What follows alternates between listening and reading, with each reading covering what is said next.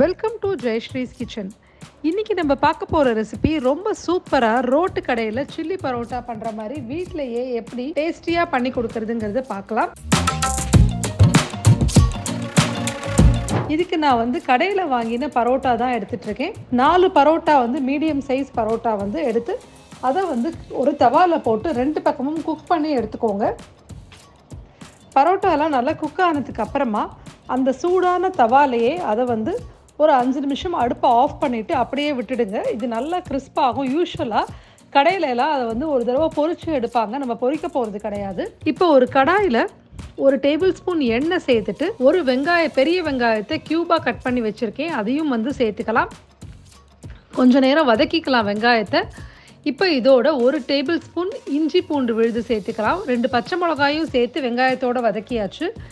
இஞ்சி பூண்டு விழுது சேர்த்து பச்சை வாசனை போகிற அளவுக்கு நம்ம நல்லா வதக்கிக்கிறோம். இப்போது இதில் உப்பு கொஞ்சமாக சேர்த்துக்கலாம். நிறையா உப்பு சேர்த்துக்க வேண்டாம். ஏன்னா நம்ம இதுக்கப்புறம் சாஸ்லாம் ஆட் பண்ண போகிறோம். அதுலேயும் உப்பு இருக்கிறனால நம்ம நிறையா உப்பு சேர்த்துக்க அவசியம் கிடையாது. இப்போது இதில் பாதி தக்காளி சேர்த்துட்டு நல்லா வதக்கிக்கலாம். 1 நிமிஷம் வதங்கினதுக்கு அப்புறமா இதில் 1/2 teaspoon red chilli powder, 1/2 table spoon chilli sauce, 1 table spoon tomato ketchup இதெல்லாம் சேர்த்துட்டு நல்லா மிக்ஸ் பண்ணிவிட்டு 2லேருந்து 3 டேபிள் ஸ்பூன் தண்ணி விட்டு இதை ஒரு ஃபியூ மினிட்ஸ்க்கு நல்லா நம்ம மீடியம் ஃப்ளேமில் வச்சு நல்லா நம்ம பச்சை வாசனை போகிற வரைக்கும் வதக்கிக்கலாம். இப்போது இதில் 1/2 குடமிளகா கட் பண்ணி வச்சுருக்கேன். அதை சேர்த்துக்கிறோம். சேர்த்துட்டு மிக்ஸ் பண்ணிவிட்டு இந்த கட் பண்ணி வச்சுருக்கிற பரோட்டாவையும் இதில் நம்ம சேர்த்துக்கலாம்.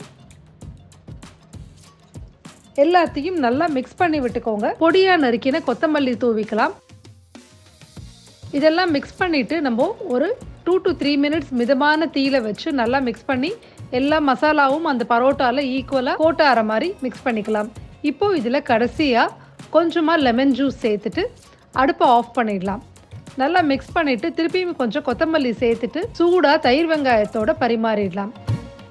சுவையான சூப்பரான ரோட்டு கடையில் செய்கிற மாதிரியே சில்லி பரோட்டா நம்மளுக்கு வீட்டிலையே தயாராகிடுச்சு. இந்த ரெசிபியோட டீட்டெயில்டு டெக்ஸ்ட் கீழே டிஸ்கிரிப்ஷன் பாக்ஸில் கொடுக்குறேன் பாருங்கள்.